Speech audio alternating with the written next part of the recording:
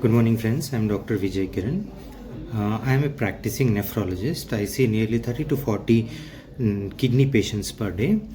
And when coming to prescribing medications for my patients, I usually prescribe good quality generics which are available in India, and these companies are listed on the stock market. For example, Sun Pharma, Cipla, Lupin.